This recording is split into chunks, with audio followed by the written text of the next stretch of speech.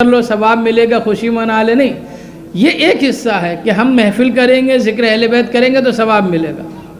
لیکن دوسری وجہ جو بڑی ہے وہ یہ ہے کہ یہ محفلیں، مجلسیں، امام کی یاد، یہ تاریخوں کو یاد اس لیے رکھا جاتا ہے، تذکرے اس لیے کیے جاتے ہیں تاکہ کل کے حالات کو سنیں، پڑھیں، سمجھیں اور آج کی تاریخ کو طے کریں.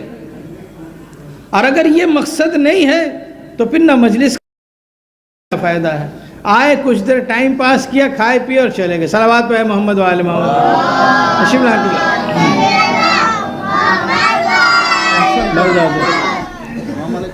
تو یہ ہونا چاہیے کہ ہم اگر امام کا تذکرہ کر رہے ہیں، امام عسکری علیہ السلام کا، تو ہم یہ دیکھیں کہ امام نے اپنے 6 سالہ دور امامت میں، جو بہت چھوٹا سا ٹائم ہے، اس میں کیا کام کیا ہے، کیسا کام کیا ہے، امامت کے کیا فرائض انجام دی. جہاں تک میں نے سمجھے اس مختصر بات میں ٹائم پہ جو عرض کرنا ہے، پہلے تو امام کی حالت سمجھے. امام کو عسکری کہا جاتا ہے، لقب امام کا عسکری، نام ہے حسن. عسکری اس لیے کہا جاتا ہے کہ امام کو جس علاقے میں رکھا گیا تھا وہ ملٹری کیمپ تھا، فوجی چھاؤنی، وہ علاقہ جہاں پر فوج رہا کرتی تھی. فوج کو عربی میں عسکر کہتے ہیں. اس عسکر کی بنا پر اس علاقے میں رہنے والے، ان کا لقب ہو گیا عسکری. عسکری امام کا نام نہیں ہے، نام کیا ہے؟ حسن. عسکری اس لیے لقب ہوا کہ فوجی چھاؤنی میں رہتے تھے، گویا ایک طرح سے امام کو نظر بند رکھا گیا تھا. تو حالات یہ تھے کہ امام کو بہت تکلیف کے ماحول میں رکھا گیا جہاں فوج کی ہر وقت نظر تھی. لیکن اس کے باوجود امام کو جو امامت کے زمانے میں جو موقع ملا، تھوڑا سا موقع، اس پہ امام نے اس طرح سے اپنے کام کو انجام دیا جس کا اثر آج بھی ہے. کیا کام انجام دیا؟ امام کا سب سے بڑا کام تبلیغ، امامت، لوگوں کو سنبھالنا، مدد کرنا، حاجت روائی کرنا، وہ سب ساتھ میں. سب سے اہم کارنامہ 11ویں امام کا کیا ہے؟ کہ امام زمانہ کی غیبت کی تیاری کرنا. سب سے بڑا کام. اب تک یعنی جب سے اسلام کا ظہور ہوا، سرکار ختمی مرتبت حضرت محمد مصطفیٰ صلی اللہ علیہ وآلہ وسلم کے زمانے سے، جب آپ نے اعلان اسلام کیا، اس وقت سے 11ویں امام تک، یعنی 250 سے زیادہ سال کی مدت یہ تھی کہ جو ہمارا رہبر ہے، امام ہے، وہ ہمارے سامنے ہے. وہ ہمارے سامنے. اگر ہم اسی شہر میں ہیں تو جب دل چاہے امام سے مل لیں، اور اگر دوسرے شہر میں ہیں تو سفر کر کے جائیں، مل لیں. اور اگر خود نہیں جا سکتے تو پورے شہر کے لوگ کسی ایک کو نمائندہ بنا کے بھیجتے تھے امام کے پاس، میرا یہ سوال لے جانا، میری یہ عرضی لے جانا، میری یہ درخواست لے جانا، جواب مل جاتا تھا. تو لوگ اب تک اس کے عادی تھے. یہی ایک طریقہ تھا امام تک پہنچنے کا، امام سے ملنا آسان تھا. لیکن اب جو دور آنے والا ہے اس میں امام ظاہر میں نہیں ہوں گے، غیب میں ہوں گے. غیب کا مطلب یہ کہ اب کوئی مل نہیں سکتا ہے، کوئی امام تک پہنچ نہیں سکتا ہے.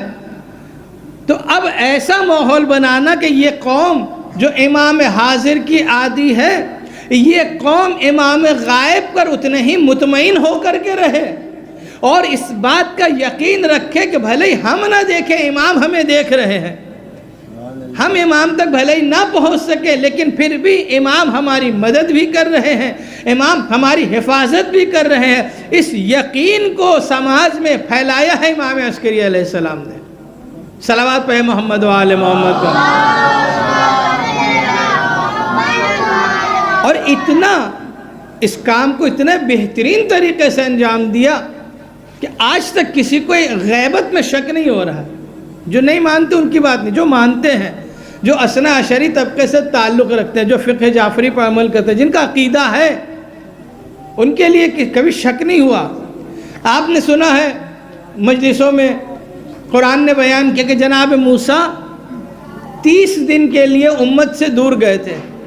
کہاں گئے تھے؟ کوہ طور پر، جہاں خدا نے انہیں بلایا تھا کہ موسیٰ 30 دن کے لیے تم آؤ، وہاں راز و نیاز کر رہے تھے، عبادت کر رہے تھے، خدا انہیں صحیفے دینا چاہ رہا تھا، یعنی ان کی جو کتاب ہے وہ ملے گی کیسے؟ 30 دن انہیں کوہ طور پر رہنا ہوگا، قوم سے الگ، قوم سے الگ وہاں پر رہنا ہے۔ جناب موسیٰ گئے اپنی جگہ، اپنا ایک نمائندہ ہارون، جناب ہارون کو چھوڑ کر کے گئے، امت کو سنبھالو۔ موسیٰ نہیں ہے، ہارون ہے، امت کو سنبھالیں گے۔ 30 دن پورے ہوئے، قرآن نے کہا اللہ نے 10 دن اور بڑھایا، 10 دن کی مدت بڑھی، زیادہ نہیں، 10 دن یوں ہی گزرتے ہیں۔ 10 دن کی جب مدت بڑھی تو یہ 30 سے جہاں دن بڑھے قوم منحرف ہونا شروع ہو گئی۔ 10 دن ہوتے ہوتے پوری قوم جناب موسیٰ کے دین سے نکل گئی، منحرف ہو گئی، گائے کی پرستش کرنے لگی، بت پرستی میں آ گئی۔ تو 10 دن دیر ہوئی آنے میں تو پوری قوم منحرف ہو گئی۔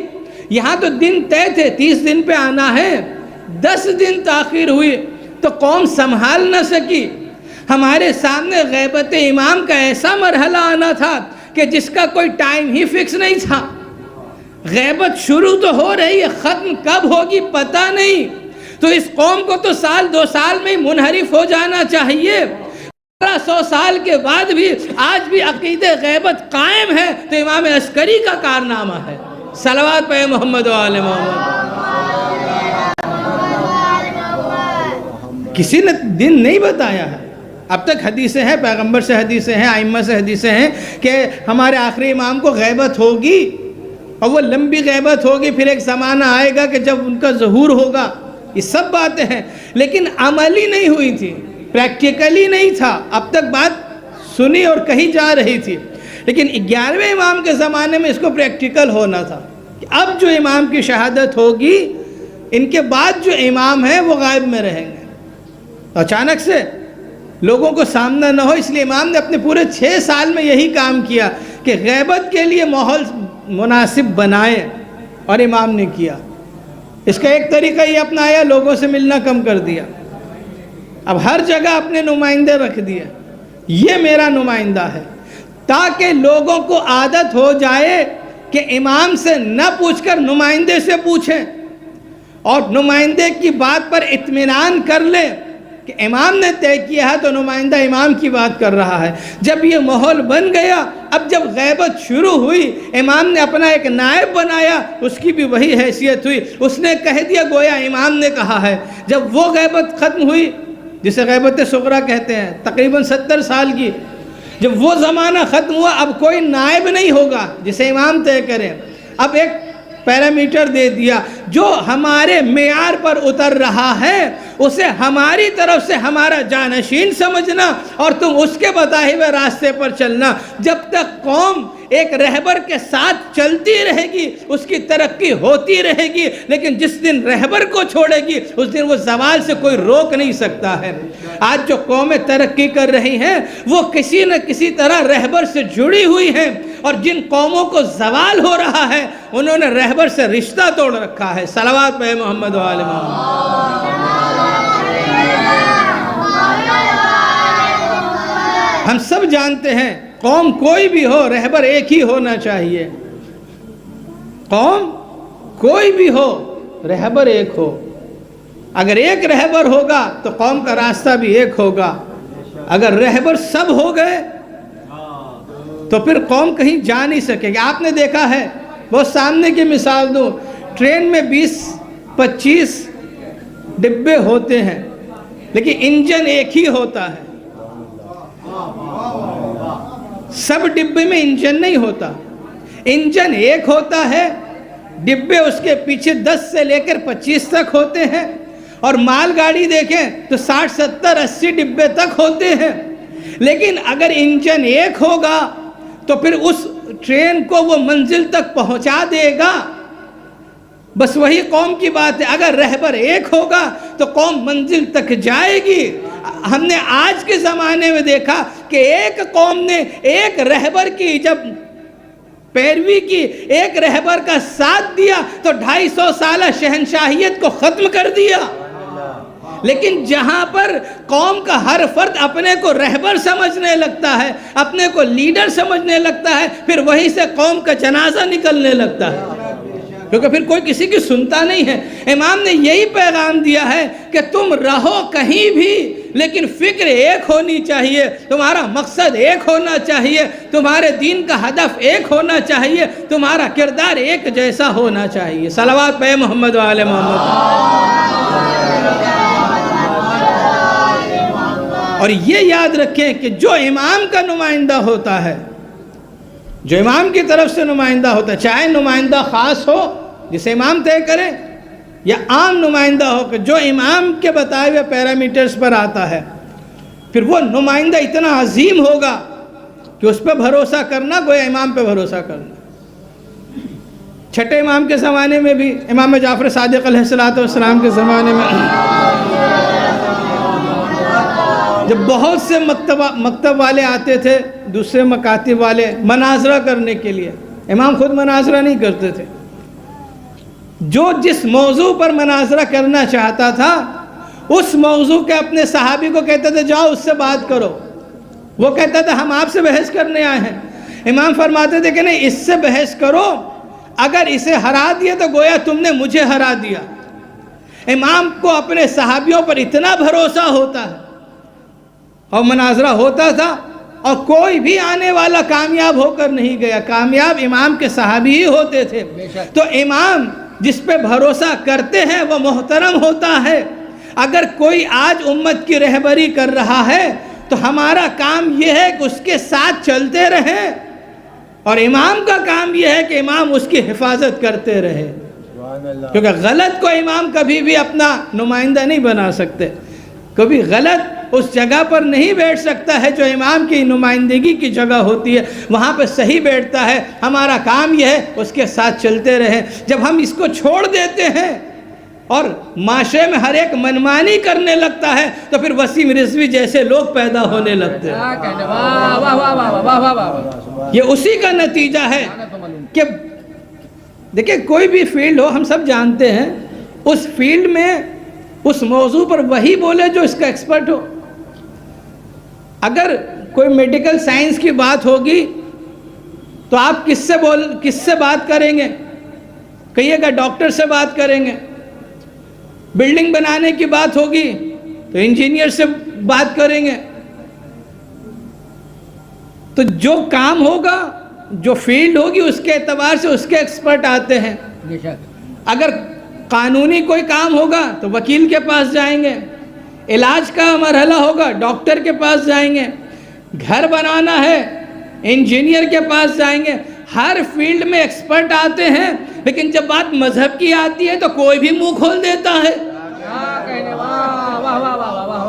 اگر کوئی انجینئر آ کر ڈاکٹروں کے بیچ میں بولنے لگے کہ مریض کا ایسے نہیں ایسے علاج کیجئے، سب بھگا دیں گے، صاحب آپ کا موضوع الگ ہے، آپ جائیے۔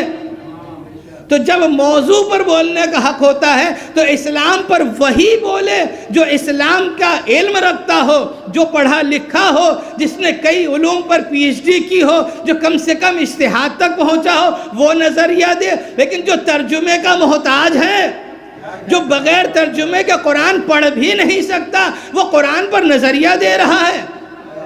تو جو قرآن پر نہیں بول سکتے ہیں تو وارث قرآن پر بولنے کا بھی حق نہیں ہے۔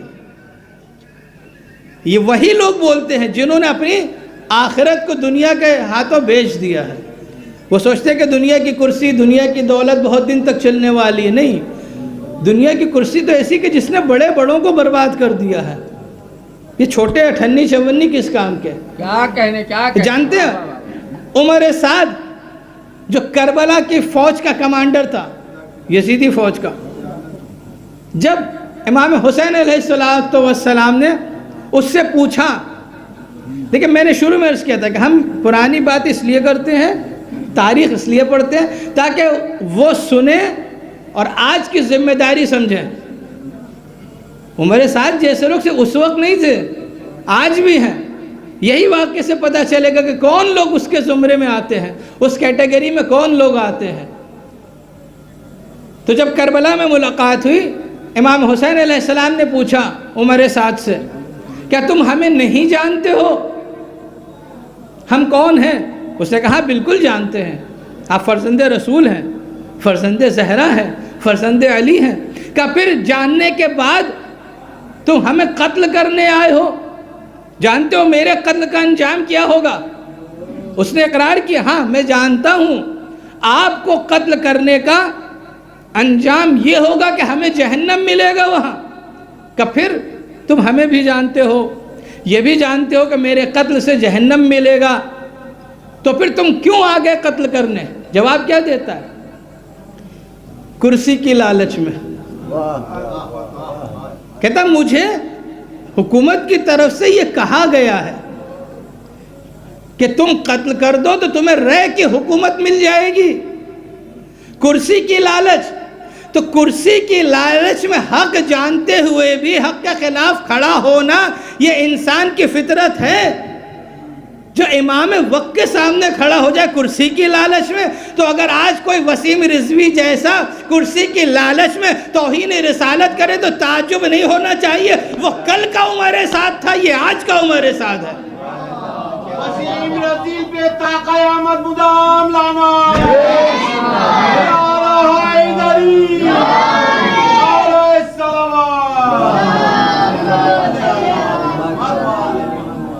اس نے بھی دولت کے لیے امام کو قتل کرنے کا ارادہ کیا، یہ بھی سرکاری خوشنودی کے لیے، حکومت کی خوشنودی کے لیے، دولت کے لیے، کرسی کے لیے اپنے دین کو بیچ رہا ہے۔ لیکن یہ بھی تاریخ نے ثابت کر دیا، جو اس طرح کا کام کرتے ہیں آخرت تو چلی ہی جاتی ہے، دنیا بھی خراب ہو جاتی ہے۔ امام نے فوراً کہا تم رہ کے لیے کر رہے ہو، تمہیں وہاں کی گیہوں تک کھانا نصیب نہ ہوگی۔ اس نے سمجھا نہیں، اس نے کہا امام نے ایک آپشن دیا گیہوں نہیں ملے گا، اس نے کہا میں جو کھا لوں گا۔ مطلب گیہوں اور جو نہیں تھا، مطلب یہ تھا کہ تمہیں وہاں کا ایک تنکا بھی نہیں ملے گا۔ تو جب اسے نہیں ملا تو آج والوں کو کیا ملے گا؟ بس دنیا میں بھی رسوائی، آخرت میں بھی رسوائی۔ دوسری طرف وہ تو ایک کردار ہو گیا، ہماری کیا ذمہ داری ہے، ہم کیا کریں؟ یہ بھی کربلا سے سبق ملتا ہے۔ جس وقت امام حسین علیہ السلام مدینے سے نکلے کتنے لوگ تھے؟ اگر یہ سوچ کر امام رک جاتے کہ وہ یزید کی تو فوج بہت بڑی ہے، ہم کیا کر لیں گے، تو نہ کربلا ہوتی نہ دین بچتا۔ لیکن اپنی کوشش کر دی، اپنا کام کر دیا، کام میں خلوص ہوگا تو اس کا اثر ضرور ہوگا۔ کام میں خلوص ہے، اثر ضرور ہے۔ آج دیکھ لیجئے وہ کام جو 72 لوگوں نے 30,000 کے خلاف کیا، آج پوری کائنات میں معیار بن گیا۔ اگر کوئی حق پرست کی مثال دیتا ہے تو کربلا کے 72 کو یاد کرتا ہے، انہیں اپنا قائد بناتا ہے، ان کی پیروی کرتا نظر آتا ہے۔ تو ہمیں یہ کرنا ہے کہ آج کے دور کے عمر سعد کو، آج کے دور کے یزید کو رسوا کرنے میں اپنا کردار ادا کرنا ہے۔ ہم کیا کریں؟ ظاہر سی بات ہے ہم اسے کچھ نہیں کر سکتے، اسے پوری حکومت کی پشت پناہی حاصل ہے، میڈیا کی پشت پناہی حاصل۔ تو ہم کیا کریں؟ جب ابراہیم کے لیے آگ لگائی گئی تھی نا، بہت بڑی آگ، کئی مہینے لگے تھے آگ تیار کرنے میں، اس آگ میں دور سے بھی کوئی پرندہ جاتا تھا تو بھن جاتا تھا۔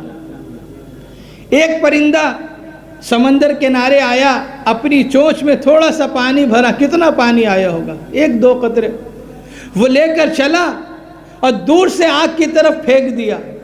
کسی نے پوچھا تم یہ کیا کر رہے ہو؟ کہا آگ بجھا رہا ہوں۔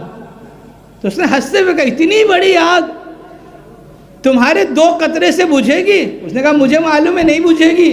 کہا پھر کیوں کر رہے ہو؟ کہا اپنی کوشش کر رہا ہوں تاکہ کل جب تاریخ لکھی جائے میرا نام آگ بجھانے والوں میں ہو، آگ لگانے والوں میں نہ ہو۔ تو بس اگر ہم اس وسیم رضوی ملعون کو اگر ہم جیل نہ بھجوا سکے، اپنی کوشش تو کر لیں، کم سے کم گستاخ رسول کے مخالفین میں نام تو آئے، یہ تو کہہ سکے مولا کل ہم نہیں تھے جو یزید کے خلاف کھڑے ہوتے، جس نے توہین رسالت کی تھی، لیکن آج کے یزید کو ہم نے چھوڑا بھی نہیں۔ تعالی وسیم رزیل پہ تا قیامت مدام لانا حیدر علیہ السلام. یہ آئمہ نے سبق دیا ہمیں کہ اپنی ذمہ داری تم ادا کرو. قرآن بھی کہتا ہے لیس للانسان الا ما سعی. انسان کا کام کوشش کرنا ہے. اگر کوشش میں خلوص ہوگا نتیجہ ضرور ملے گا. بھلے ہی آج نہ ملے لیکن کل ملے گا, نتیجہ ملے گا. ہمیں صرف کوشش کرنا ہے اور کوشش کرنا ہی کامیابی کی دلیل ہے. اگر ہر چیز میں یہی سوچ کر بیٹھ گئے کہ ہم نتیجے تک نہیں پہنچ سکتے تو پھر کوئی کام نہیں ہوگا, پھر زندگی گزارنا بھی مشکل ہو جائے گی. ہم جب نوکری کے لیے جاتے ہیں تو یقین نہیں ہوتا کہ پہلے انٹرویو کے بعد ہی نوکری مل جائے, لیکن کوشش کرتے رہتے ہیں. کوشش کرتے کرتے نتیجتاً 2 4 10 انٹرویو کے بعد نوکری مل ہی جاتی ہے. تو کوشش سے ہی نتیجے تک پہنچ سکتے ہیں. مقولہ ہے حرکت میں برکت ہے. حرکت کریں گے تبھی برکت ہوگی. گھر میں بیٹھے رہنے سے دسترخوان نہیں اتر جائے گا آسمان سے. جب محنت کریں گے تو برکت بھی ہوگی. بس وہی جب ہم ذمہ داری کو ادا کریں گے تو پھر یہی ذمہ داری ہماری ترقی کا سبب بنے گی. اور جہاں ذمہ داری چھوڑ دی جاتی ہے وہاں کی قوموں کو زوال آ جاتا ہے, وہاں کی قومیں ختم ہو جاتی ہیں. اور یہ تاریخ گواہ ہے, خاص کر ہندوستان کی تاریخ, کہ جتنا نقصان کسی بھی قوم کو, کسی بھی حکومت کو دشمنوں سے ہوا ہے اس سے کہیں زیادہ نقصان غداروں سے ہوا ہے. جو قوم کے غدار ہوتے ہیں, جو حکومت کے غدار ہوتے ہیں, دشمن تو کھل کے سامنے دشمن ہے. دشمن کے خلاف انسان بچنے کے لیے قلعے بنا سکتا ہے, قلعے بنا کے محفوظ ہو سکتا ہے, لیکن جو غدار ہوتے ہیں وہ اسی قلعے سے چور دروازہ بنا کے دشمن کو بلا لیتے ہیں. چاہے وہ قلعہ زمین کا ہو, زمین پر بنا ہوا ہو, یا سماج میں بنا ہوا ہو, چاہے حکومت کے غدار ہو یا قوم کے غدار ہو. غدار ہمیشہ سے مجرم ہیں اور ہماری تاریخ گواہ ہے. ہم نے کبھی بھی غداروں کو معاف نہیں کیا ہے, غداروں کو چھوڑا نہیں ہے. چاہے وہ کل کا غدار سلمان رشدی ہو یا آج کا غدار وسیم رضوی ہو, ہم سب پہ لعنت کرتے ہیں, ہم سب کے خلاف احتجاج کرتے ہیں. اگر نہیں کیا تو قصوروار ہوں گے. کل کو ہم سے جب سوال ہوگا وقفوہم انہم مسئولون, تو شاید ایک سوال یہ بھی ہو کہ وسیم رضوی توہین رسالت کر رہا تھا, تم کہاں چپ بیٹھے تھے. دنیا بھر میں جتنی آواز اٹھے کم ہے, لیکن افسوس ہمارے پورے خطہ بنگال سے آواز نہیں اٹھ رہی ہے. اٹھنی چاہیے, سب مل کر بولیں. کوئی یہ نہ سوچے کہ فلاں صاحب بڑھیں تو ہم بڑھیں, مولانا لوگ بڑھیں تو ہم بڑھیں. نہیں, مولانا آپ کی قبر میں جواب نہیں دیں گے, ہمیں اپنی قبر میں خود جواب دینا ہے. جب تم سے سوال ہوگا قبر میں, نکیرین پوچھیں گے تو یہ نہیں پوچھیں گے سماج میں ہوا تھا کہ نہیں, تم نے کیا تھا کہ نہیں. تو کل کا جواب تیار رکھیے. اگر سوال ہو جائے کہ وسیم ملعون کے خلاف تم نے آواز اٹھائی تھی کہ نہیں, تو کہہ سکے ہاں ہم نے اپنی حد تک آواز اٹھائی تھی, ہم اپنا ذمہ ادا کر کے آئے ہیں. تو اس میں آپ لوگ سوچئے, لوگ کم ہیں لیکن گزارش ہے آگے تک بات پہنچائیں, تمام لوگوں تک پہنچائیں کہ لوگ ساتھ آئیں. اکیلے سے کوئی کام نہیں ہوگا. ارادہ ہے انشاءاللہ سب ساتھ جمع ہو, قوم کے ذمہ دار, جو جس فیلڈ کا ماہر ہے, کوئی قانونی چیز جانتا ہے وہ قانونی اعتبار سے مشورے دے, جس کے پولیس کے تعلقات ہیں وہ اس کے اعتبار سے مشورہ دے. ساتھ آئیں, مل کر قومی سطح پر ایک ایسا پروگرام کریں تاکہ جب کل قبر میں ہم سے سوال ہو وقفوہم انہم مسئولون, تو ہم جواب دے سکیں کہ ہم نے مٹیا بج والوں نے اپنا ذمہ ادا کر دیا.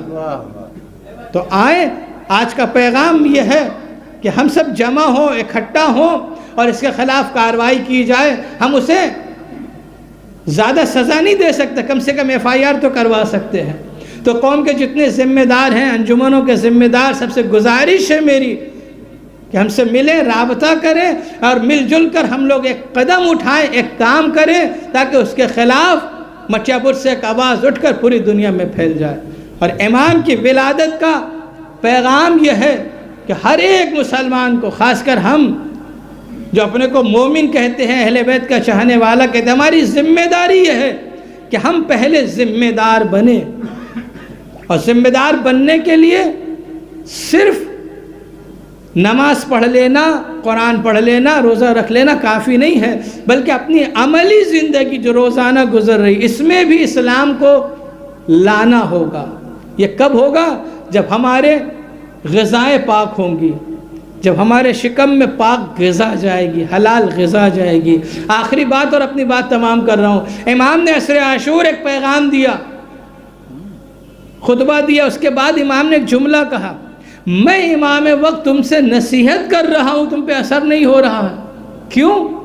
وجہ امام نے بتائی، اس لیے کہ تمہارے شکم حرام غذاؤں سے بھرے ہوئے ہیں. حرام غذا کا اثر کیا ہوتا ہے کہ امام وقت کی بات کا اثر نہیں ہوتا ہے. تو اگر کسی پر دینی باتوں کا اثر نہ ہو، اگر کوئی دشمن اسلام کی بات سن کر غصہ نہ ہو، کسی کو ظالموں کی بات پر غصہ نہ آئے، کوئی حق بات سن کر اس کی پیروی کو تیار نہ ہو، تو اپنا حساب کر لے کہ شکم میں حلال ہے کہ حرام بھرا ہے. اگر حرام ہوگا تو حسین لاکھ لبیک کہتے رہیں گے، کوئی نہیں آنے والا. تو ہمیں اپنا حساب کرنا ہے اور اپنی ذمہ داری کو ادا کرنا ہے. اماموں نے ذمہ داری ادا کی، دین ہم تک پہنچا. علماء نے ذمہ داری ادا کی، دین ہم تک پہنچا. آج بھی جو لوگ ذمہ داری ادا کر رہے ہیں وہی دین کے محافظ ہیں. ہم سب کو ان کا ساتھ دینا ہوگا اپنی ذمہ داری ادا کر کے.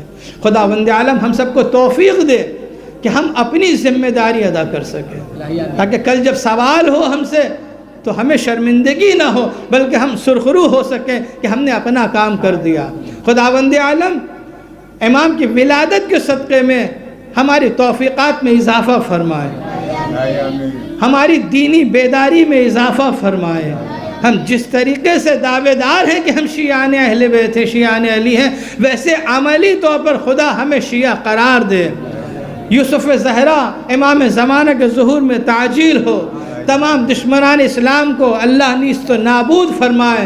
خاص کر وہ دشمن، وہ غدار جو ہمارے ہی قبیلے سے اٹھ کر گیا ہے اور دشمنوں کی زبان بول رہا ہے، خدا اسے نیست و نابود فرمائے. ربنا تقبل منا انك انت السميع العليم. بسم الله الرحمن الرحيم. ان الله وملائكته يصلون على النبي يا ايها الذين امنوا صلوا عليه وسلموا تسليما. اللهم صل على محمد وآل محمد